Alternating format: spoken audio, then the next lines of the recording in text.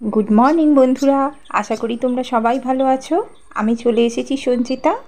আজকে আর একটা নতুন ভিডিও নিয়ে তোমাদের কাছে চলে এসেছি, আর নিয়ে এসেছি সঙ্গে করে অনেক অনেক ভালোবাসা আর একটা মিষ্টি সকাল। তো চলো, সকালবেলা উঠেই শুরু করে দিয়েছি কাজ। কালকে বিকেলবেলা সব জামা ধুয়ে দিয়েছিলাম, শুকিয়ে গিয়েছিল, কিন্তু সেগুলো আর তোলা হয়নি। তাই সকালবেলা বিছানায় পড়েছিল বলে দেখতে বাজে লাগছে, তাই জন্য শুরু করে দিলাম কাজ। আর জামা কাপড়গুলো পাট করে এবার তুলে রাখবো। ঘর প্রায় পরিষ্কার হয়ে গেছে, মেয়ে পড়ছিল, তাই জন্য মেয়ের টেবিলটা পরিষ্কার করতে পারিনি। মেয়ে এবারে উঠে যাবে, ওর ছাতু করে রেখেছি, খাবে। তা সেই সময় আমি ওর একটু টেবিলটা পরিষ্কার করে দিই।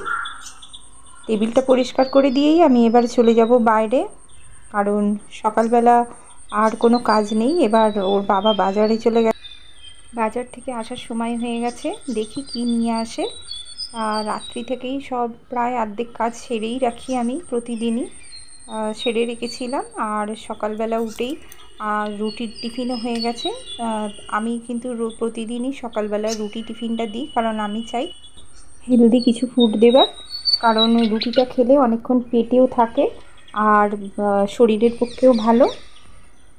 সেই জন্য আমি রোজই সকালে ওদের রুটি টিফিন করে দিই। আর যেদিন হয়তো একদমই পারি না বা সময় কুলোতে পারি না, সেদিনকে আমি ওদের একটু পাউরুটি দিই। কিন্তু পাউরুটি আমার একদমই পছন্দ না, কারণ পাউরুটি খেলে ভীষণ শরীরটা খারাপ করে, একদমই ভালো না। আর এমনি অ্যাসিডও করে পাউরুটি খেলে। তো যাই হোক, আর যদি কোনো দিন একদমই না পারি বা ওদের ইচ্ছা মতো যদি কোনো দিন হয়, তাহলে বলে যে ভাত বসিয়ে দাও। ভাত, আলু সেদ্ধ, ডিম সেদ্ধ, তোমরা তো দেখেছো আমার ম্যাক্সিমাম ভিডিওতেই আমি ডাল সেদ্ধ, আলু সেদ্ধ, ভাত ওদের করে দিই। ওরা সকালবেলা খায়, তার সঙ্গে আমিও খাই, কারণ আমার একটু খেতে দেরি হয়, কারণ আমি প্রতিদিন তোমাদের আমার খাওয়াটা দেখাতে পারি না, কারণ আমি পুজো করি। তো ভাত খেয়েই আমি পুজো করি না, সেই কারণে আমি একটু পরে পুজো করে নিয়ে তারপরে আমি টিফিনটা খাই। তো এই দেখো, বসিয়ে দিয়েছিলাম, মাছটা ধুয়ে নিই। ওর বাবা দুরকম মাছ এনেছে, ইলিশ মাছ আর পোনা মাছ। এই ঢেঁড়স আলু ভাজাটা করতে করতেই আমি মাছটা ধুয়ে নিলাম, ঢেঁড়স আলু ভাজা হয়ে গেল। এবারে ওদের রুটিটা সেঁকে দিয়ে দিই, কারণ রুটিটা অনেকক্ষণ করে রেখে দিলে ওরা খেতে ভালোবাসে না, সেই জন্য রুটিটা সেঁকেই ওদের পাতের সঙ্গে সঙ্গে দিয়ে দেবো, আর আমিও অমনি খেয়ে নেব। রুটিটা করে নিলাম। আর ভাবছি যে এইবার কী করব, রান্নাটা তো একটা বড় চিন্তা আমাদের জন্য।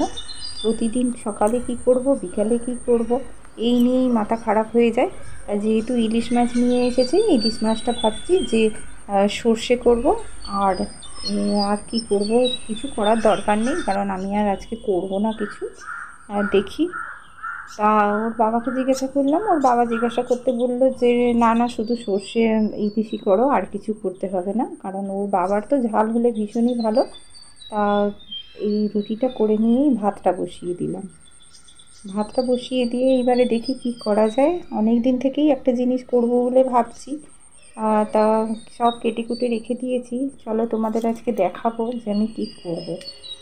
অনেক কিছুই করি উল্টোপাল্টা, তা এটাও একটা উল্টোপাল্টা কাজের মধ্যে একটা কিছু ধরতে পারো।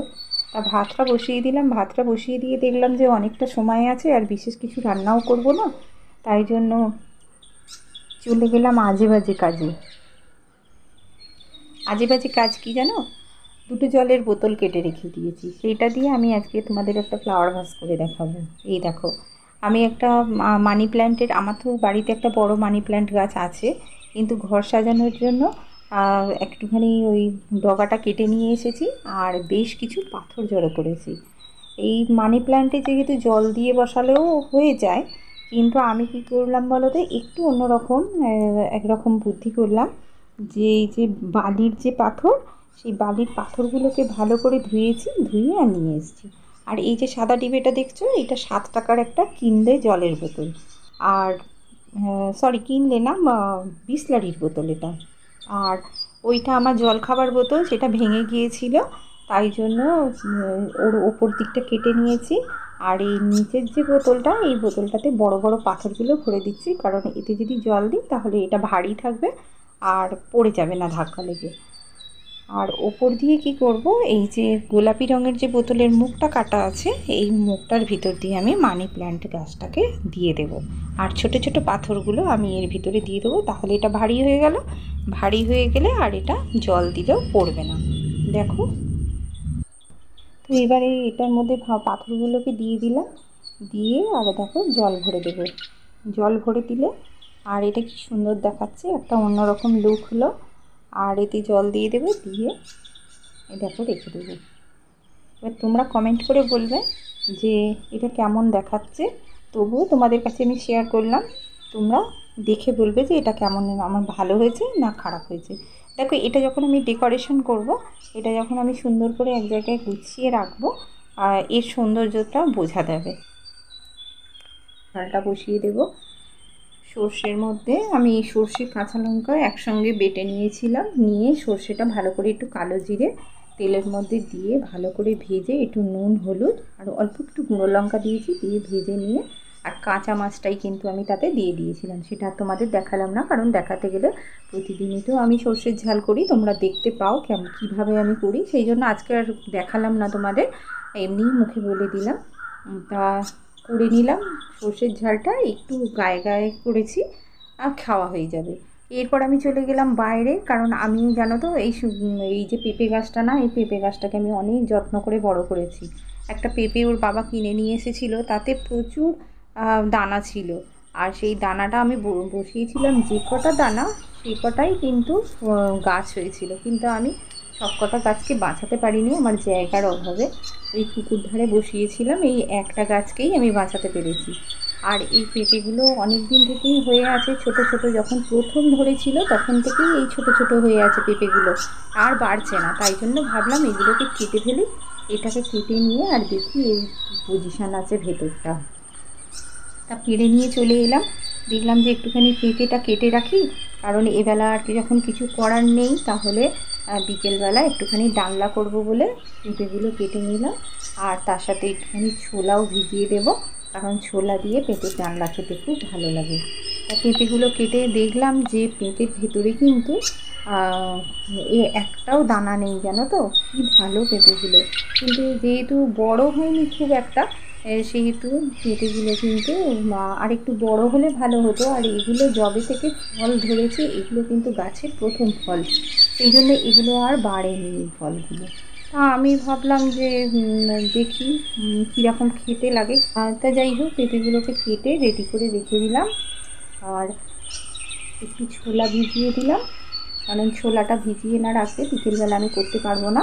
এটা বিকেলবেলা ডালনা করব, করলে রাত্রিরে রুটি খাওয়া হয়ে যাবে। আর সকালবেলা পুজো করেছিলাম, সেই পুজোর মিষ্টি আছে, সেই দিয়ে রাত্রিটা খাওয়া হয়ে যাবে। রেখে দিয়ে আমি সবে ভাবছি যে ঘরের একটু কাজ করব, কিন্তু আরেকজন এসে আমার দরজায় দাঁড়িয়ে সে কড়া নাড়া দিচ্ছে। একটা দিদি আমাদের বাড়িতে আসেন, সে এসে এই জামা কাপড়ের বিজনেস করে তিনি, তা জামা কাপড় নিয়ে এসেছে। এবার আমি অন্য কাজ করব ভাবছিলাম, কিন্তু সেটা আমার কাজটা আটকে গেল। সে এলো আর মুখের সামনে তাকে করে দেবো, ফিরিয়ে দেবো, সেই জন্য সে দেখলাম প্রচুর কালেকশান নিয়ে এসছে পুজোর, জামা কাপড় তুলেছে সে, চুড়িদার, কুর্তি, শাড়ি, বিভিন্ন রকমের দামি দামি শাড়ি সব তুলেছে। সে আমাকে দেখাতে থাকলো, আর আমি না দেখে চলে যাব বলো, আমার খারাপ লাগছিল।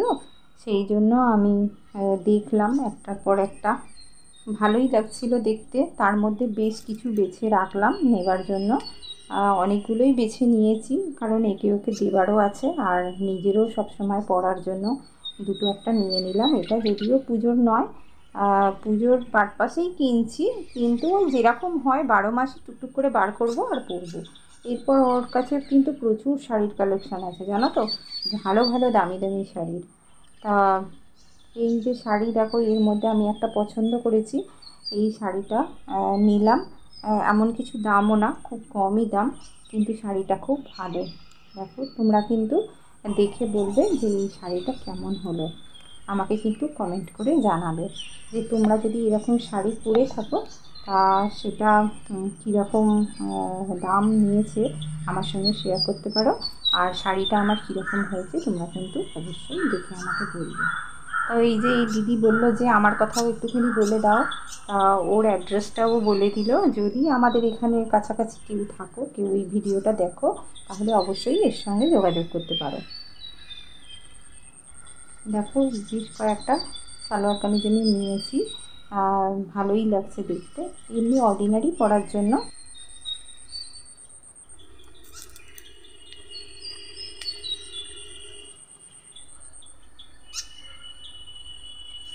আমাকে সবাই তুলছো?